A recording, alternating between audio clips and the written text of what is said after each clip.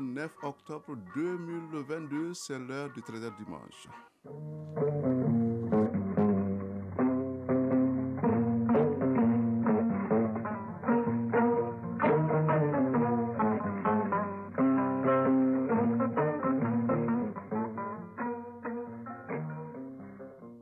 Le journal, Seydou Fomba. Bonjour.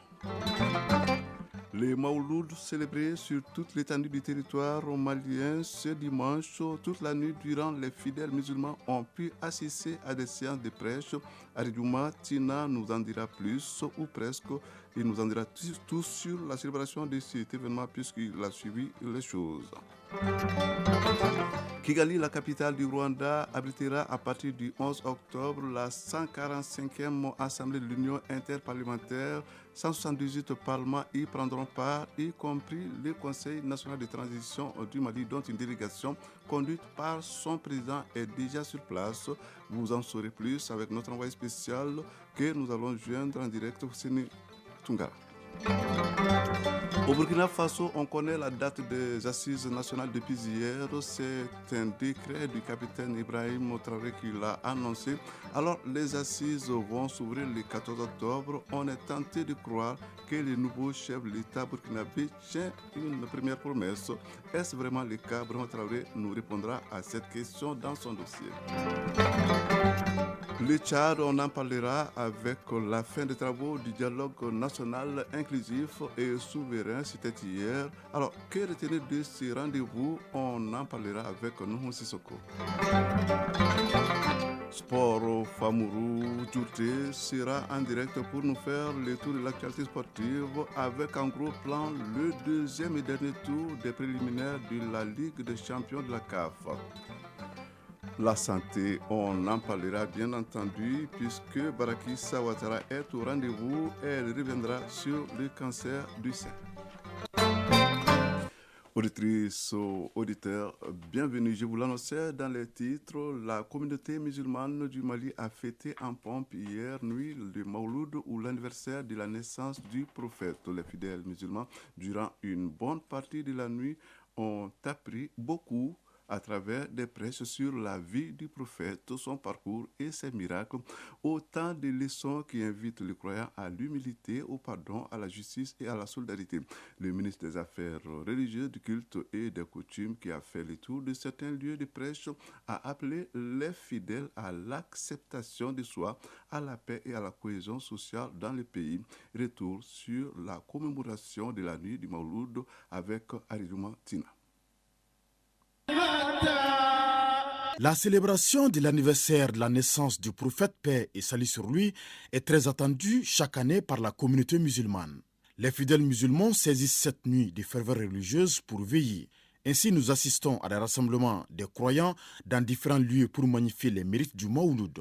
Empreinte de spiritualité et de pure dévotion, la commémoration de l'anniversaire du messager de Dieu est perçue par bon nombre de fidèles comme une occasion de s'imprégner de la vie du prophète et inviter les croyants à revigorer leur foi et renouveler leurs intentions. Dr Adama Doumbia, fidèle musulman. Je suis ému de ce qui s'est passé. Si ça pouvait continuer comme ça, là, le Mawlud, je crois que ça vaut la peine d'être fêté. Cette nuit vénérée par les fidèles musulmans, c'est la naissance du prophète, donc c'est un grand jour. Donc tout le monde peut fêter ça de sa manière. Cheikh Oumar Diabaté, fidèle musulman. Quand on dit Mawlud, vraiment c'est une nuit qui est différente de beaucoup de nuits. Un musulman doit avoir un bon cœur, il doit aimer son pays, il doit aimer tous les musulmans. Le ministre des Affaires religieuses, du culte et des coutumes n'a pas boudé son plaisir de participer pleinement à la commémoration de la nuit. Dr Mahamadou Kone félicite et encourage les croyants pour leur grande mobilisation autour du Mawlud, surtout en ces temps-ci où notre pays a besoin davantage de paix et de stabilité. Aujourd'hui, je suis un ministre très comblé de joie. Au nom de son Excellence, Monsieur le Président de la Transition, le colonel Assimi Goïta, nous sommes là en train de fêter et célébrer le Mawlud sur 13 points ce soir à Bamako. C'est pour lancer le message de la paix, de la convivialité, de la solidarité, de l'entraide entre tous les fils et toutes les filles de ces pays. Dieu merci, Dieu qui nous a gratifié de voir encore les Mawlud de cette année 2022. Nous remercions Subhanahu wa ta'ala. Je lance un appel. Notre pays traverse un moment très critique et même très difficile. Sans la bénédiction et la cohésion des uns et des autres, nous ne pouvons pas sortir de l'ornière. Maintenant, la cohésion que nous voyons à travers les Mawlud, l'entraide que nous voyons à travers les Mawlud, ça nous rassure davantage. En attendant la célébration du baptême dans quelques jours, les fidèles musulmans ont profité pleinement de cette première partie des festivités du Mawlud, marquant l'anniversaire de la naissance du prophète, paix et salut sur lui.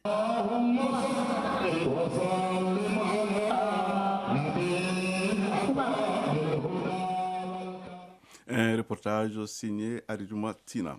La 145e Assemblée de l'Union interparlementaire se tient au Rwanda à partir du 11 octobre. Le Mali est bien présent à ce rendez-vous de Kigali à travers le Conseil national de la transition. Nous allons tenter de joindre notre envoyé spécial Fousséni Tungara. Bonjour Fousséni. Bonjour, c'est Famba. Alors, dites-nous, la délégation du CNT est donc arrivée à Kigali et elle est conduite par son président, le colonel Malick Diao, n'est-ce pas? Effectivement, c'est Famba. La délégation du Conseil national de transition, conduite, vous l'avez dit tout à l'heure, par son président, le colonel Malick Diao, est arrivée hier nuit dans la capitale rwandaise. Kigali, qui accueille 1000 délégués venant de 178 parlements pour cette assemblée de l'Union interparlementaire. Il faut préciser, c'est combat que l'Union interparlementaire réunit les parlements nationaux des 4 coins du monde. Elle œuvre à la protection et à l'édification de la démocratie par le dialogue politique et l'action. Alors, au programme de ce rendez-vous de Kigali, après la cérémonie d'ouverture prévue pour ce mardi 11 octobre, plusieurs réunions connexes sont prévues, dont la réunion du Forum des femmes parlementaires et le Forum des jeunes parlementaires. Les travaux débuteront, je le disais tout à l'heure, ce mardi, et le Mali, à travers le président du Conseil national de transition, aura un temps de parole. Cette intervention du colonel Malick Diao sera axée sur le thème du débat général, à savoir égalité des sexes et parlement sensible au genre, moteur du changement pour un monde plus résilient et pacifique. C'est le combat en marge des travaux de l'UIP. Le président du Conseil national de transition aura une série de rencontres, certainement, pour parler de la situation particulière du Mali et les avancées enregistrées par les autorités de la transition dans les différents domaines. Alors, merci Fousséni Tunkara. Nous allons donc vous retrouver dans les prochaines éditions pour suivre les travaux de cette 145e Assemblée de l'Union interparlementaire. Le monde célèbre ce dimanche 9 octobre la journée dédiée à la Poste, instituée à l'issue du congrès de l'Union postale universelle à Tokyo en 1969. La journée mondiale de la Poste est ainsi célébrée chaque année pour marquer la date anniversaire de la fondation de l'UPU. Alors, une remarque, les nouvelles technologies font partie de notre quotidien aujourd'hui, mais des millions de lettres sont encore acheminées par les services postaux chaque année à travers le monde. N'est-ce pas, Fatou Diaby? Vous êtes en direct avec moi dans ce studio. Alors, la Poste a toujours bien son sens. Dites-nous. Oui, Sédou Famba, la journée mondiale de la Poste en est à sa 148e édition cette année et a pour thème la Poste pour la planète. Le choix de ce thème n'est pas fortuit car il invite à mener des actions concrètes afin de réduire l'empreinte carbone et de promouvoir le changement au sein du secteur postal.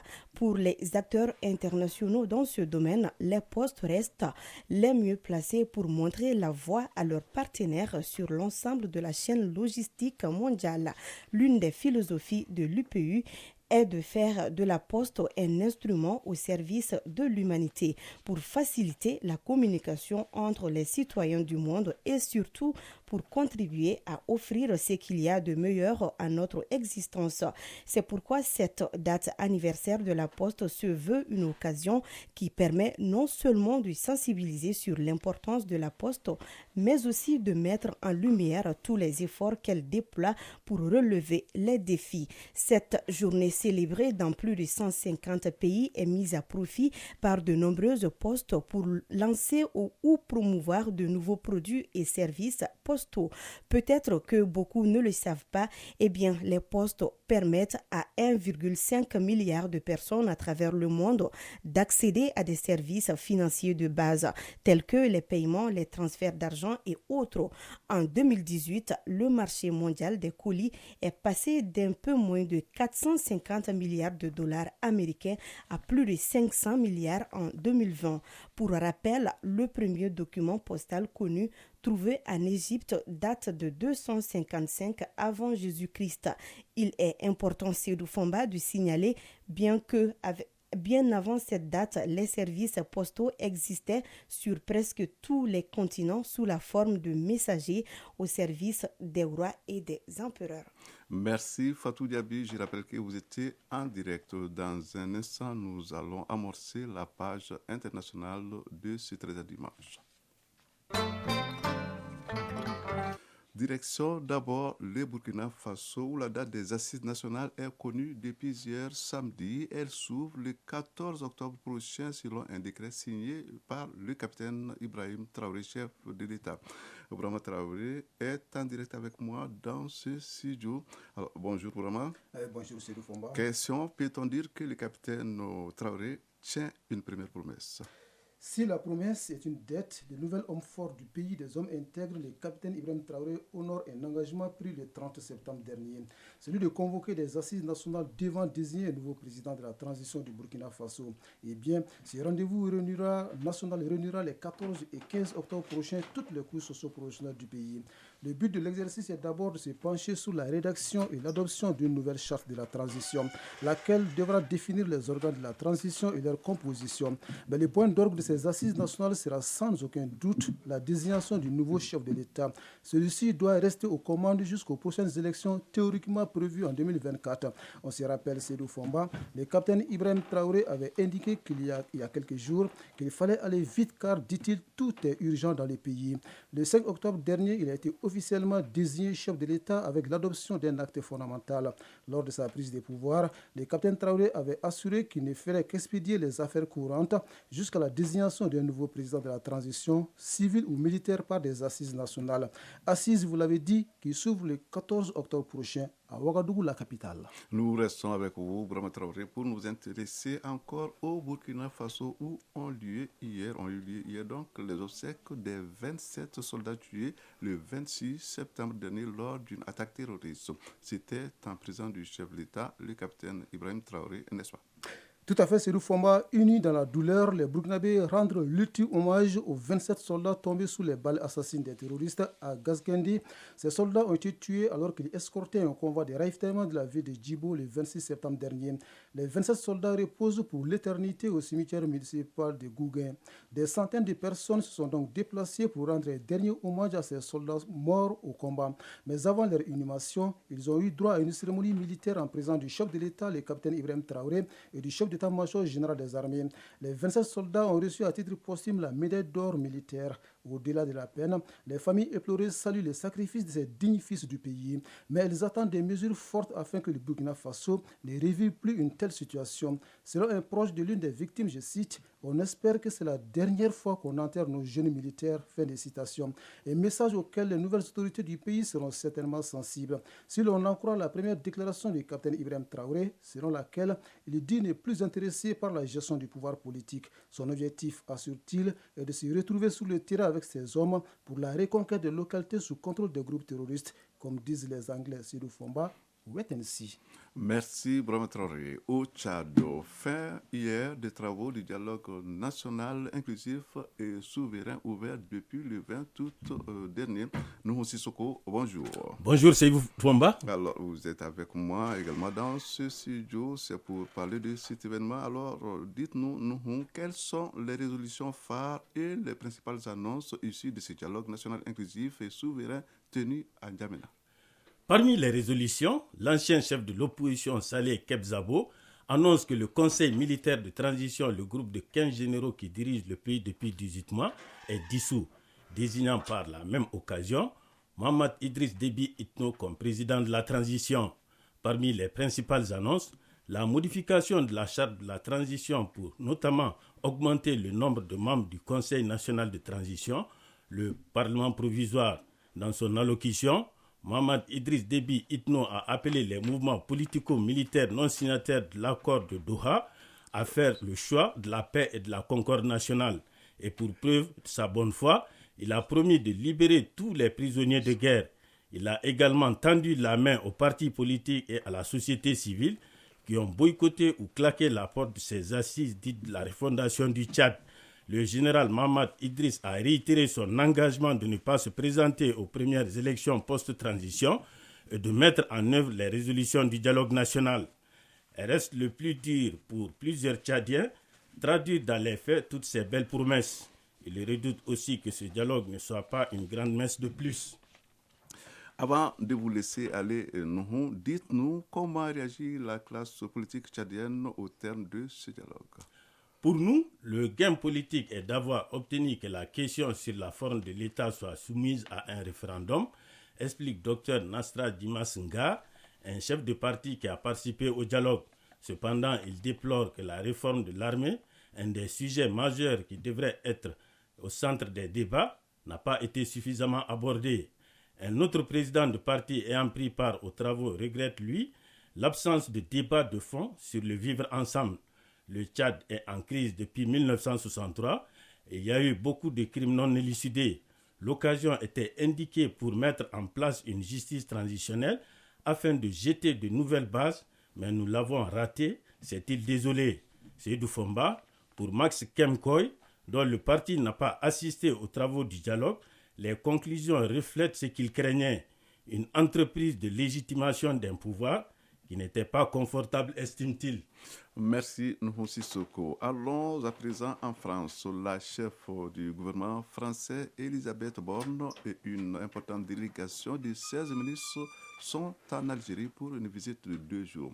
Une visite consensuelle axée sur l'économie et les rapprochements avec la société civile. Bonjour Mohamed Sangaré. Et bonjour Seydou Fomba. Vous venez de nous rejoindre. Alors, ce déplacement doit permettre de sceller la réconciliation franco-algérienne amorcée avec la visite du président Macron fin août, n'est-ce pas? Oui, Seydou Fomba, des sujets qui fâchent entre la France et l'Algérie, il n'en sera pas question. La jeunesse et la coopération économique seront officiellement les seuls sujets au menu de la visite de la première ministre Elisabeth Borne qui débute aujourd'hui à Alger. Loin d'être une simple visite de courtoisie, ce premier voyage à l'étranger du premier ministre français a pour ambition de concrétiser la déclaration d'Alger pour un partenariat renouvelé signé fin août par les présidents français Emmanuel Macron et algérien Abdelmadjid Tebboune. Accompagné d'une délégation composée de 16 ministres, la chef du gouvernement souhaite envoyer un message fort aux partenaires algériens après des mois de bruit diplomatique. Le moment fort de cette visite sera la 5e session du comité intergouvernemental de haut niveau, un mini-sommet entre les ministres français et algériens qui n'avait plus eu lieu depuis 2017 en raison des relations tendues entre les deux pays et la pandémie du Covid-19. À cette occasion, la France et l'Algérie devraient signer des accords dans les domaines de la formation, de la transition énergétique, de la coopération économique, de la jeunesse et de l'éducation, mais aussi sur des sujets plus régaliens. Le sujet sensible de la colonisation sera toutefois laissé de côté. La question d'une augmentation des livraisons de gaz algérien à la France ne sera pas non plus à l'ordre du jour. Quant à la question des visas, les présidents des deux pays avaient ouvert la voie fin août à un assouplissement du régime des visas accordés à l'Algérie pour les étudiants, entrepreneurs, scientifiques, sportifs ou artistes en échange d'une coopération accrue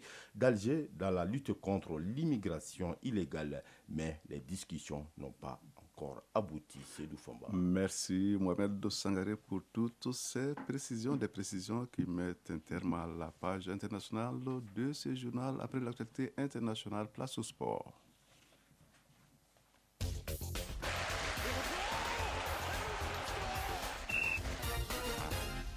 Il est là et comme toujours bien en forme dans ce studio pour nous faire le point de l'actualité sportive. Famourou Djouté, bonjour. Bonjour Seydou Fomba. Nous allons d'abord parler football. Le Djoliba AC accueille ce dimanche le CR Belouizdad d'Algérie. C'est au compte du match aller du deuxième et dernier tour des préliminaires de la Ligue des champions de la CAF. Oui, le Djoliba AC ambitionne d'accéder à la phase de poule de la plus grande compétition interclub de la CAF cette saison. Comment le club de Yeremakono entend aborder cette manche aller? Élément de réponse avec Salif Diakité. Le Djoliba est à quelques pas d'écrire une nouvelle page de l'histoire du football malien. Sur le chemin de la gloire, le club champion du Mali doit écarter les Algériens de CR Belouizdad pour intégrer la phase de poule de la Ligue des champions. Les protégés du coach Sékou Seck préparent intensément cette double confrontation dont la manche aller aura lieu ce dimanche au stade du 26 mars. Oumar Kamara, capitaine du Djoliba AC. C'est pas un match facile. Le match qu'on a préparé, on va essayer de renforcer encore pour gagner ce match-là dimanche. Sékou Seck, entraîneur du Djoliba AC. Le niveau CAF, le niveau Ligue des champions africains demande beaucoup plus d'intensité que le championnat malien. Depuis 2 semaines, nous sommes en train de travailler d'arrache-pied. Enfin, ne pas avoir des surprises désagréables par rapport à l'intensité des Arabes et par rapport à l'intensité du match. Modibo Koulibaly, secrétaire général du Djoliba AC. C'est un match très important pour le club et pour le football malien. Les préparatifs se passent de la meilleure des manières possibles. Ici, au complexe sportif Karunga Keita de Remakono, fief des Rouges, le mot d'ordre, la phase de poule, dirigeants, joueurs, encadrement technique, supporters. Tout le monde s'active pour que ce rêve devienne réalité. Pour cette campagne africaine, les supporters comptent pleinement jouer leur partition. Aruna Vie Diallo, président des supporters du Djoliba AC. Le rôle de 10 hommes est très important pour ce match aller. Les supporters, nous devons être très nombreux au terrain et sortir massivement et habillés aux couleurs du club et surtout respecter les dispositions qui sont déjà prises par le bureau central des supporters. Avec l'accompagnement du peuple rouge ainsi que l'ensemble du public sportif malien, le Djoliba espère réaliser le carton plein à domicile en attendant la manche retour. Alors, nous allons nous intéresser à présent à la Coupe CAF. L'AS Real a créé la sensation hier en s'imposant 3-0 devant le, je sais pas, comment vous le prononcez, HOO Dakra. Effectivement, Airsoft Ok Dakra. Oui, c'est les Ghanéens.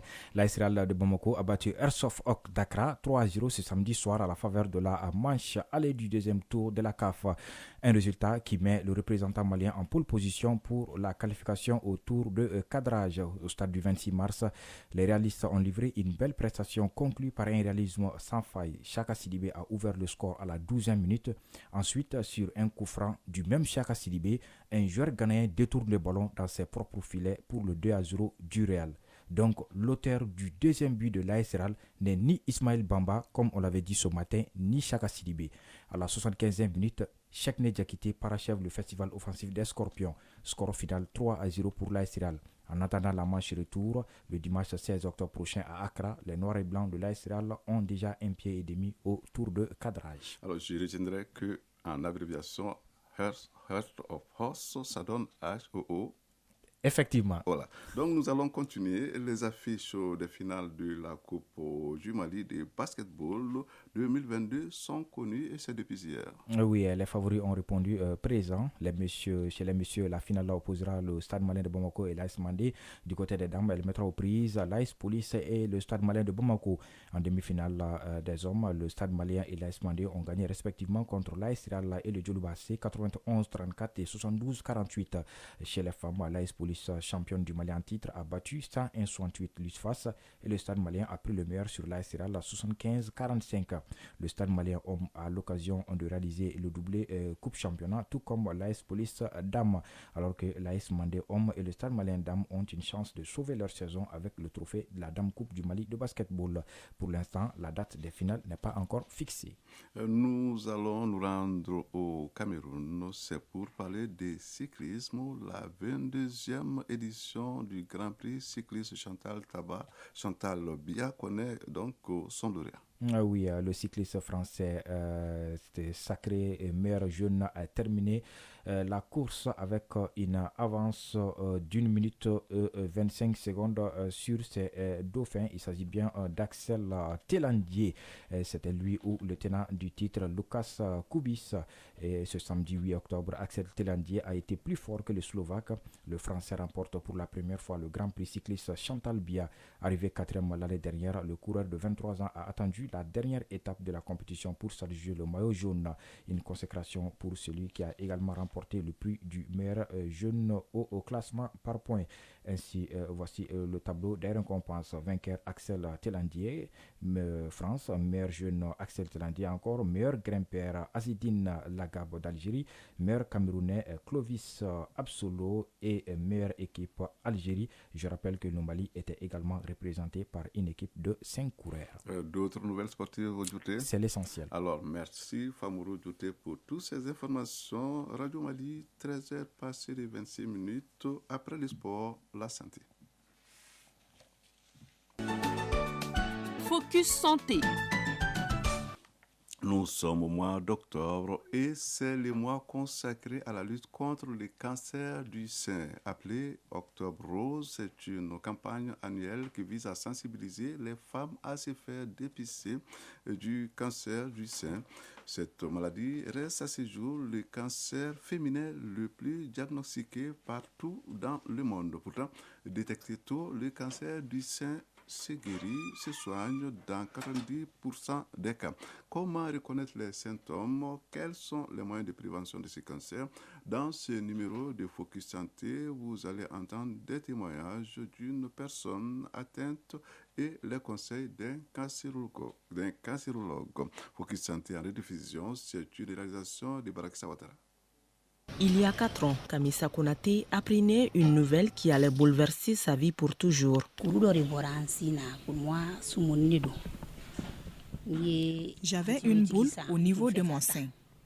Je l'ai banalisée en prenant des antibiotiques sans consulter de médecin. Au fil du temps, j'ai constaté que la boule devenait dure. C'est là que j'ai été voir le médecin et on m'a diagnostiqué le cancer du sein. Dès lors, elle a immédiatement été mise sous traitement. J'ai commencé mes traitements par des séances de chimiothérapie. Après, j'ai subi une ablation du sein. Ensuite, s'en sont suivies d'autres interventions chirurgicales. Des chirurgies réalisées par Dr Lee Madan, son médecin traitant. Cancérologue au CHU Mère et Enfants le Luxembourg, Dr Lee décrit cette maladie comme une tumeur au niveau du sang. On parle de cancer du sein quand l'unité fonctionnelle du sein, qu'est la cellule, se met à se multiplier de façon anarchique et incontrôlée dans le temps. A la capacité de se détacher du sein pour aller coloniser une autre partie de l'organisme, qui peut être le foie, le poumon, même le cerveau ou l'os. Donc, ce qui va mettre inéluctablement en danger la vie de la femme. Ici à Bamako, 1000 cas de cancer du sein sont diagnostiqués par an.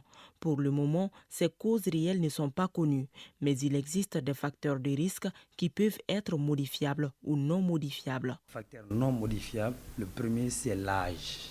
Une femme, plus l'âge augmente, plus les risques de cancer du sein augmentent chez la femme. Deuxièmement, il y a ce qu'on appelle les facteurs hormonaux. Les femmes qui ont des règles précoces, c'est-à-dire à l'âge de 12, 13, 14 ans, et celles qui ont des ménopauses tardives, aux environs de 50 ans, voire après. Ensuite, les femmes qui ont eu une histoire de cancer du sein dans leur famille.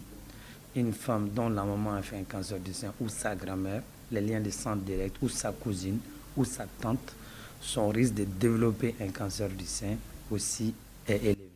Quant aux facteurs modifiables, ils sont liés à notre environnement et notre comportement de tous les jours. Une femme aussi dont les maris fument va être exposée aux conséquences de la cigarette sans être une vraie fumeuse. On appelle fumeur passif en ce moment. Et ensuite, il y a l'obésité. Les gens qui ne mangent pas sain, nourriture trop grasse et qui ne font pas d'activité physique. Pas de panique surtout. Plus le cancer est diagnostiqué tôt, plus la femme a toutes les chances d'en guérir. Quelqu'un chez qui on pose aujourd'hui le diagnostic de cancer du sein, on va faire le bilan d'évolutivité de la maladie pour voir est-ce qu'elle est localisée au niveau du sein. Quand c'est localisé, la patiente a toutes les chances de guérison, je l'ai dit. C'est pour ça qu'il faut se faire dépister. Pour mémoire, si vous prenez 100 cancers du sein diagnostiqués au début dans notre jargon qu'on dit stade 1, il y a au moins 90% qui vont guérir. L'examen de référence pour dépister un cancer du sein est la mammographie, un examen pas accessible à toutes les femmes. Il est donc impératif pour chaque femme d'apprendre l'autopalpation du sein, c'est-à-dire l'auto-examen du sein. Docteur Madane Ly. Chaque femme, à la fin de son cycle, se met devant son miroir pour regarder la peau de leur sein, et l'examiner doucement, chaque part, et en finissant par une pression sur le bout du mamelon pour voir s'il y a un écoulement sanguinolent ou non qui peut être le signe du cancer. Voilà, c'était donc là le magazine Focus Santé avec Barakissa Ouattara. C'est à présent tout pour ce dimanche 13h. Ce 13h dimanche, c'était une présentation de Seydou Fomba avec la complicité technique d'Abse Traoré. Mise en ligne, Abdoulaziz Koulibaly, réalisation et coordination, Brahma Traoré, l'infatigable.